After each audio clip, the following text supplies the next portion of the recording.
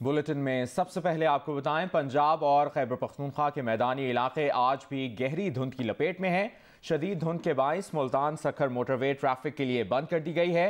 Motorway police के मुताबिक धुंध के बाइस मुल्तान खानेवाल और खानेवाल अब्दुल हकीम मोटरवे बंद कर दी गई है। Motorway M1 Peshawar toll plaza से Swabi interchange, M4 Sher Shah interchange से अब्दुल हकीम इंटरचेंज और M5 शेरशाह इंटरचेंज से रुकनपुर तक बंद कर दी गई है। स्वात एक्सप्रेस वे भी कर्नल शेर खान इंटरचेंज से कटलांग इंटरचेंज तक बंद कर दी गई है। मोटरवे पुलिस की शहरियों को गैर जरूरी सफर से गुरेज की हिदायत भी जारी की गई हैं। शदीद धुंध के बाइस पेशावर ता स्वाबी M1 मोटरवे को ट्रैफिक के लिए बंद कर दिया गया है। तफसील बता रहे हैं नुमाइंदा जियो न्यूज़ रिजवान यूसुफजई। जी, इस वक्त मौजूद हूँ M1 मोटरवे पेशावर टूल प्लाजे के सामने, जहाँ मेरे अकब में देखा जा सकता है कि मोटरवे को दोनों अतराफ में कंटेनर्स लगा के हर तरह की ट्रैफिक की आमदोरफ्त के लिए बंद कर दिया गया है। मोटरवे हुकाम के मुताबिक धुंध की बढ़ती हुई शिद्दत की वजह से मोटरवे को बंद किया गया है। 20 मीटर से आगे हद निगाह में कभी आने की वजह से मोटरवे को बंद किया गया है। यहाँ पर शहरियों की भी तवील कतारें लगी हुई हैं और मोटरवे हुकाम का यही कहना है कि धुंध की शिद्दत में जैसी कमी आती है उसके बाद मोटरवे हुकाम यहाँ पर आवाम से ये भी दरख्वास्त करती हुई नजर आती है कि गैर ज़रूरी सफ़र से गुरेज किया जाए और अगर फिर भी धुंध के अंदर उन्होंने सफ़र करना है तो फॉग लाइट्स का ख़ास तौर पर इस्तेमाल करें और जो ज़रूरी फासला है दो गाड़ियों के दरमियान उसे भी बरकरार रखा जाए। जी, दुनिया के आलूदा तरीन शहरों में भारत की राजधानी दिल्ली नंबर 1 पर है। अब से कुछ देर पहले तक लाहौर का दूसरा और कराची का 13वां नंबर रहा। बागों के शहर लाहौर में 24 घंटे गुजारने का मतलब 10 सिगरेट फूंकना है। फ़ज़ाई आलूदगी का मतलब है शहरियों के लिए क़ब्ल अज़ वक्त मौत की सज़ा। फ़ज़ाई आलूदगी से हर पाकिस्तानी शहरी की उम्र 4.25 साल और लाहौरियों की उम्र 5 साल कम हो रही है।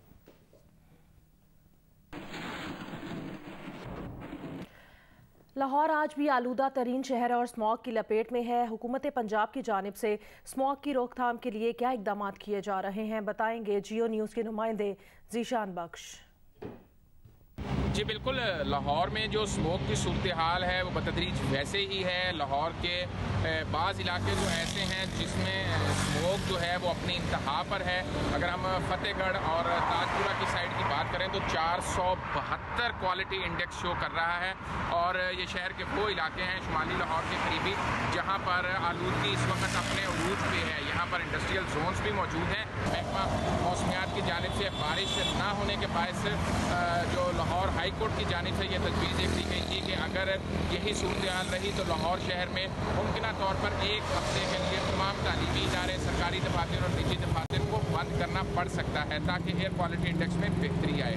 जी, नई दिल्ली में आलूदगी पर काबू पाने की अदालती वार्निंग के बाद तालीमी इदारे दोबारा बंद कर दिए गए हैं। खबर एजेंसी के मुताबिक भारतीय सुप्रीम कोर्ट में गुज़श्ता रोज़ दिल्ली की फ़ज़ाई आलूदगी से मुतालिक समाअत हुई। अदालत ने दिल्ली हुकूमत को स्मॉग की सतह में कमी के इक़दाम के लिए 24 घंटों की मोहलत दे दी है।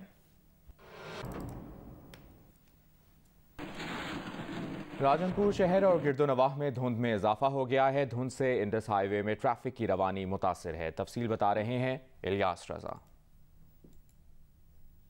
जी, पंजाब के दीगर शहरों की तरह राजनपुर भी इस टाइम धुंध की लपेट में है। धुंध का सिलसिला रात को पड़ना शुरू हो जाता है जो दिन सारा बरकरार रहता है।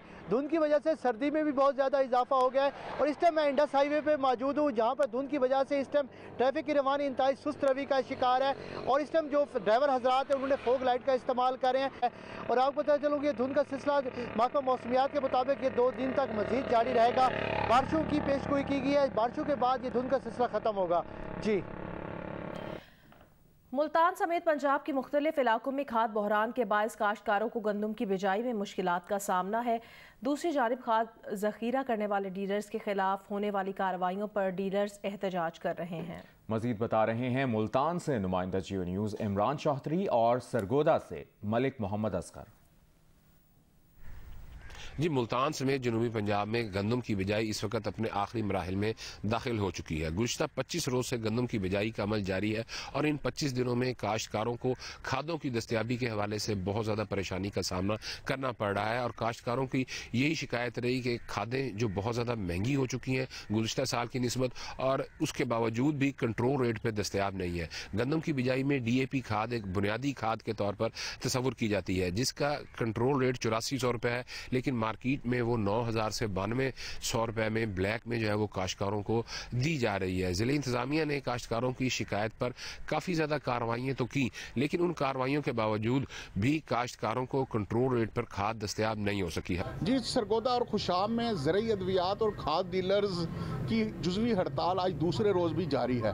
खाद डीलर्स का कहना है कि ज़िले इंतज़ामिया की तरफ से उनके खिलाफ झूठे मुकदमात दर्ज किए जा रहे हैं। खाद डीलर्स का कहना है कि उन्होंने खाद जो है वो अपनी दुकानों में और स्टोर्स में स्टोर की हुई है। इंतज़ामिया का कहना है कि वो स्टोर की हुई खाद के खिलाफ मुकदमात दर्ज करेंगे। खाद डीलर का कहना है कि वो खुलेआम सड़कों पर अपनी खाद नहीं रख सकते, वो स्टोर्स में ही इस खाद को रखेंगे, लेकिन यहाँ पर ना तो ज़ख़ीरा अंदोज़ी हो रही है और ना ही महंगे दामों खाद फरोख्त की जा रही है। वफाकी वज़ीर सनअत व पैदावार खुसरो बख्तियार का कहना है कि इस साल मुल्क की तारीख में यूरिया की सबसे ज़्यादा 34 लाख टन पैदावार हुई। आलमी मंडी के मुकाबले में पाकिस्तान में यूरिया सस्ती फरोख्त कर रहे हैं। यूरिया की ब्लैक मार्केटिंग के खिलाफ हुकूमत की बरवक्त कार्रवाई से एक ही हफ्ते में यूरिया की फ़ी बोरी कीमत 400 रुपये कम हुई है। वज़ारत सनअत व पैदावार के एलामिये के मुताबिक वफाकी वज़ीर खुसरो बख्तियार के ज़ेर सदारत यूरिया पैदावार और फराहमी पर होने वाले इजलास में दिसंबर के लिए यूरिया की पैदावार और मौजूदा स्टॉक पोजीशन पर ब्रीफिंग दी गई। खुसरो बख्तियार ने कहा, पाकिस्तान में यूरिया की फ़ी बोरी कीमत 1768 तय की गई है, जबकि आलमी मंडी में 10,000 फ़ी बोरी यूरिया फ़रोख्त किया जा रहा है। कुछ अनासिर ने यूरिया की ब्लैक मार्केटिंग और ज़ख़ीरा अंदोज़ी से फ़ायदा उठाने की कोशिश की है। वफाकी वज़ीर का कहना था कि हुकूमत यूरिया की पैदावार, सप्लाई चेन और फ़रोख्त की मुसलसल निगरानी कर रही है। किसानों को तयशुदा कीमत पर यूरिया की फ़राहमी को यकीनी बनाया जा रहा है। इजलास में वफाकी वज़ीर बराए फूड सिक्योरिटी फ़खर इमाम भी शरीक हुए।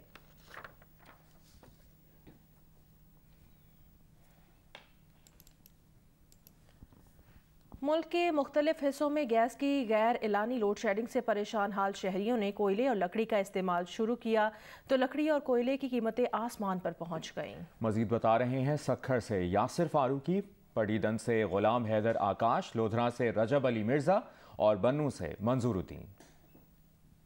जी बिल्कुल, जैसे जैसे सर्दी की शिद्दत में इजाफा हो रहा है, गैस की गैर एलानिया तवील लोड शेडिंग अभी बढ़ती ही चली जा रही है, जिसके बायस जहां एक तरफ घरेलू सार्फिन परेशान है तो दूसरी जानिब कमर्शियल सार्फिन को भी शदीद मुश्किलात का सामना करना पड़ा है।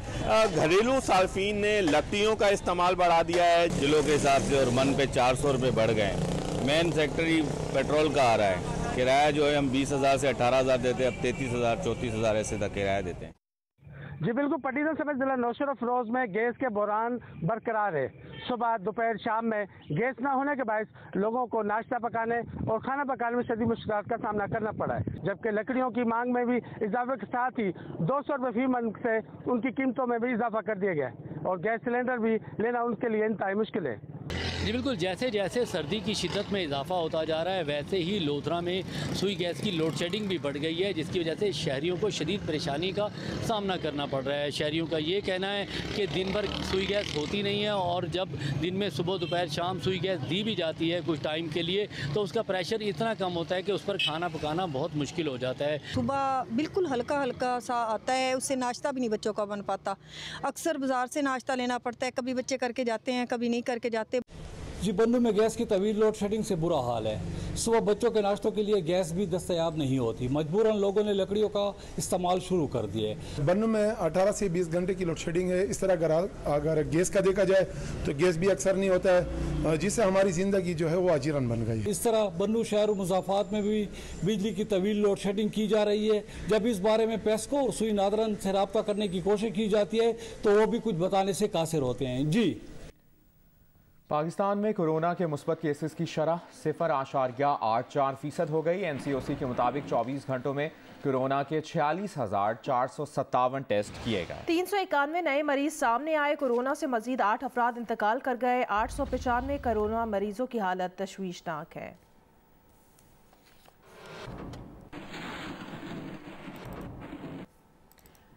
कोयटा में यंग डॉक्टर्स की हड़ताल शिद्दत इख्तियार कर गई है, जबकि पंजाब और इस्लामाबाद के यंग डॉक्टर्स भी मामले में कूद पड़े हैं। बलूचिस्तान के यंग डॉक्टर्स ने कोरोना वैक्सीनेशन के बॉयकॉट का ऐलान कर दिया है, जबकि इस्लामाबाद और पंजाब के यंग डॉक्टर्स ने भी बलूचिस्तान के यंग डॉक्टर्स की हिमायत का ऐलान कर दिया है। पंजाब यंग डॉक्टर्स का कहना है कि अगर बात ना मानी गई तो पंजाब में भी OPDs बंद कर दी जाएंगी।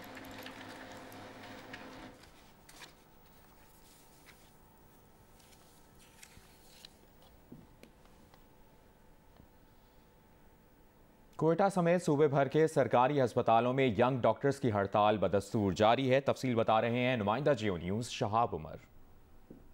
आज यंग डॉक्टर्स की जानिब से हड़ताल का सिलसिला जारी है। इस हवाले से शहर के तमाम सरकारी अस्पतालों में OPDs, indoor services, electric services फराहम नहीं कर रहे हैं और यंग डॉक्टर्स ने आज से कोविड वैक्सीनेशन के अमल का भी बाइकाट किया है और उनका यही कहना है कि जो वैक्सीनेशन मुहिम है वो आज से उसमें हिस्सा नहीं लेंगे। दूसरी जानिब यंग डॉक्टर्स की हड़ताल ख़त्म कराने के हवाले से सूबाई हुकूमत की जानिब से इस दौरान कोई पेशरफ सामने नहीं आ सकी और ना ही कोई इकदाम किया गया है।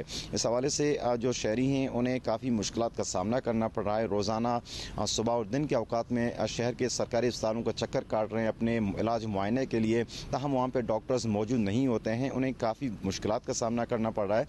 जो शहरी हैं और जो मरीज़ हैं उन्होंने सूबाई हुकूमत से मुतालबा किया है कि किसी भी तरह जो उनके जो हड़ताल है उसका सिलसिला फौरी ख़त्म करे ताकि उनको जो मुश्किलात उसमें कमी आ सके। जी 350 अरब रुपए की टैक्स छूट खत्म करने की तजवीज़ से भरा तरमीमी फाइनेंस बिल FBR ने वजारत कानून को भिजवा दिया। बिल में दरामद की जाने वाली अशिया में शामिल कुत्ते बिल्लियों की खुराक, कॉस्मेटिक्स का सामान और डब्बों में पैक खाने पीने की अशिया पर ड्यूटी बढ़ाने या उनकी दरामद पर पाबंदी की तजवीज़ शामिल है। मोबाइल फ़ोन, स्टेशनरी और पैक फूड आइटम्स पर टैक्स छूट ख़त्म किए जाने का भी इम्कान है। 800 सीसी से बड़ी गाड़ियों पर टैक्स की शरह बढ़ाने की तजवीज़ दी गई है।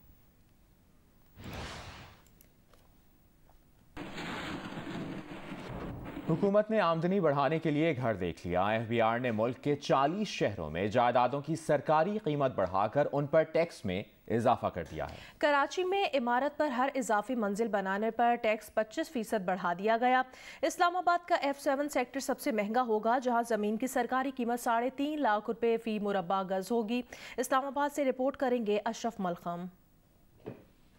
फेडरल बोर्ड ऑफ रेवेन्यू ने मुल्क भर में 40 बड़े शहरों में रिहायशी और कमर्शियल जायदादों की सरकारी कीमतें बढ़ा दी। FBR के नोटिफिकेशन के मुताबिक फैसले का मकसद रियल स्टेट शोबे से ज्यादा टैक्स इकट्ठा करना है। इस्लामाबाद के सेक्टर E7 में जमीन की कीमत 2.5 लाख फी मुरब्बा गज, F6 में 2 लाख, F7 में 3.5 लाख, E11 में 1 लाख और F8 में जमीन की कीमत 2 लाख रुपए फी मुरब्बा गज मुकर्रर कर दी गई है। बैरियर टाउन में जमीन की कीमत 49,668 रुपए फी मुरब्बा गज मुकर्रर। ब्लू एरिया इस्लामाबाद में दुकान की कीमत 6,80,420 रुपए फी मुरब्बा फीट मुकर्रर की गई है। कराची में एक स्टोरी वाली जमीन की कीमत में 25% तक इजाफा किया गया है। डिफेंस हाउसिंग अथॉरिटी के मुख्तलिफ फेजों में जायदाद की कीमतें 400% तक बढ़ा दी गयी। Defence housing authority real estate agents की एसोसिएशन के सेक्रेटरी जनरल एहसन मलिक कहते हैं DHA में जायदाद की कीमतें कई गुना बढ़ा दी गई हैं। FBR को कई खतूत लिखे लेकिन तवज्जो न दी गई, प्रॉपर्टी की कीमत में यकतरफा इजाफा मुस्तरद करते हैं। साथी रिपोर्टर अशरफ मलखम के साथ ताहिर अब्बास, जियो न्यूज़, इस्लामाबाद। सुप्रीम कोर्ट के हुक्म पर शाहराह फैसल पर वाक़े नस्ला टावर को गिराने का काम जारी है। नस्ला टावर की बालाई मंजिलों पर भी हैवी मशीनरी के जरिए उन्हें तोड़ने का काम शुरू कर दिया गया है। तफसील बताएंगे जीशान शाह।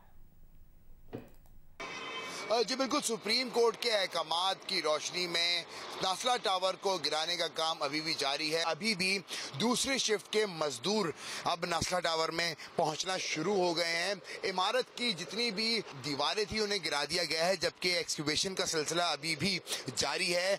हैवी मशीनरीज की जानिब से जो मेन रोड है वहां से नस्ला टावर के जो है मलबे को हटाने का काम शुरू कर दिया गया, जबकि आप देख सकते हैं जो पिछले गली है, इसके अलावा जो शारा कायदीन की जानिब शारा फैसल से रास्ता जा रहा है वो मुकम्मल तौर पर ट्रैफिक के लिए बदस्तूर बंद है। इंतजामिया कहना है कि कोई भी कोई हादसा ना पेश आए, इसलिए सड़कों को मुकम्मल तौर पर अभी भी कॉर्डन ऑफ किया हुआ है। अभी भी जो अंदरूनी साइड पे जितनी भी ग्रिल्स वगैरह हैं उनको भी बिल्डिंग के नीचे लाके जमा किया जा रहा है। वक्तन फवक्तन जितने भी कॉलम्स हैं उनको काटने का अमल जारी है। जी अटॉर्नी जनरल खालिद जावेद खान ने चेयरमैन नैब की मुद्दत में तौसी की मुखालफत कर दी। जियो न्यूज़ के प्रोग्राम आज शाहजेब खानजादा के साथ में बातचीत करते हुए उन्होंने चेयरमैन नैब को हटाने का इख्तियार सदर को देने की भी मुखालिफत की। अटॉर्नी जनरल का कहना था इससे नैब की शफाफियत और गैर जानिबदारी पर सवाल उठ सकते हैं। मौसम काम करना तो एक ही मुद्दत काफ़ी होती है। मेरी राय में मैं एहतराम करता हूँ लॉ मिनिस्टर का एक व्यू है और एक सीनियर लॉयर हैं। मैंने ये राय दी थी और मैं अभी भी उस पर कायम हूँ कि सदर को इख्तियार देना, चाहे सवाबदीदी हो या वजीर आजम की मुशावरत की बुनियाद पे हो, उसमें आईनी और कानूनी मुश्किलात होंगी। उसकी ट्रांसपेरेंसी पे, उसकी न्यूट्रलिटी पे बड़े सीरियस क्वेश्चंस उठ सकते हैं और ये मैंने राय बाकायदा जो है कन्वे की गई है। नेशनल अकाउंटेबिलिटी ऑर्डिनेंस जो है ये एक कोई सियासी जमात का मसला नहीं है, हमारा कौमी एक इशू है।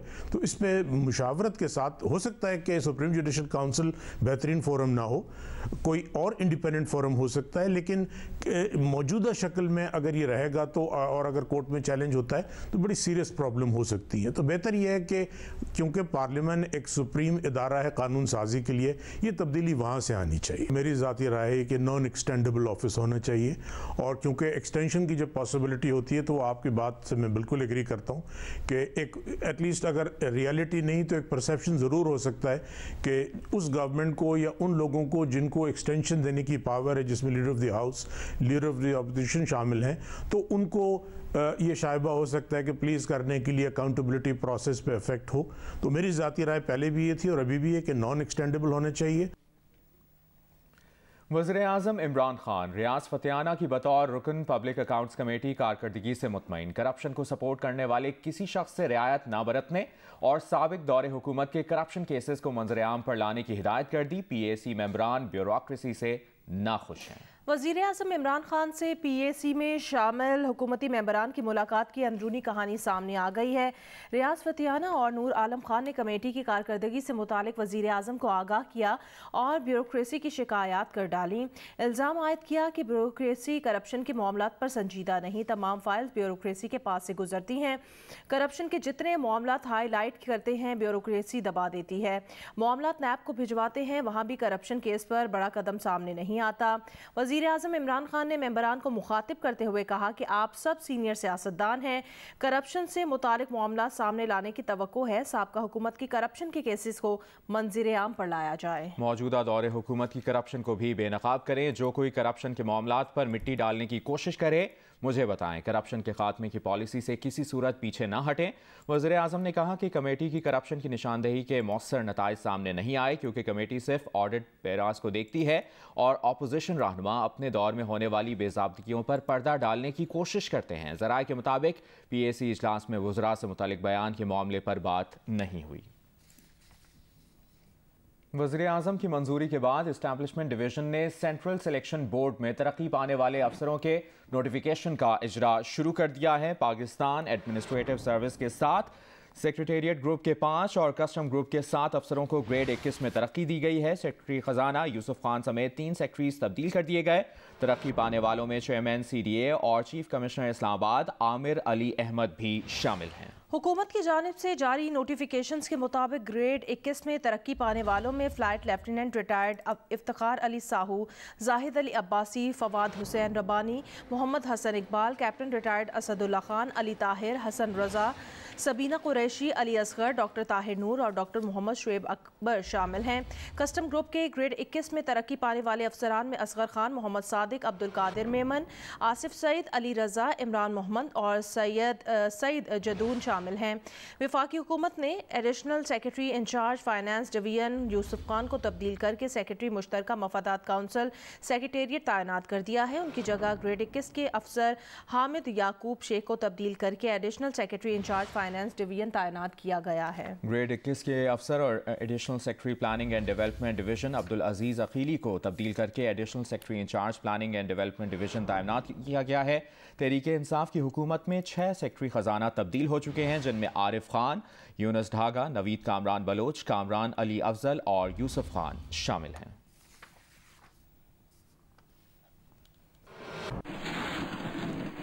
Major general Syed Asif Hussain DG Pakistan rangers Punjab तैनात कर दिए गए हैं। नोटिफिकेशन जारी कर दिया गया है। Major general Kamal Anwar IG frontier corps Balochistan Turbat तैनात कर दिए गए हैं, जबकि मेजर जनरल मोहम्मद मुनीर अफसर IG FC Khyber Pakhtunkhwa DI Khan तैनात कर दिए गए हैं। इसका नोटिफिकेशन भी जारी कर दिया गया है।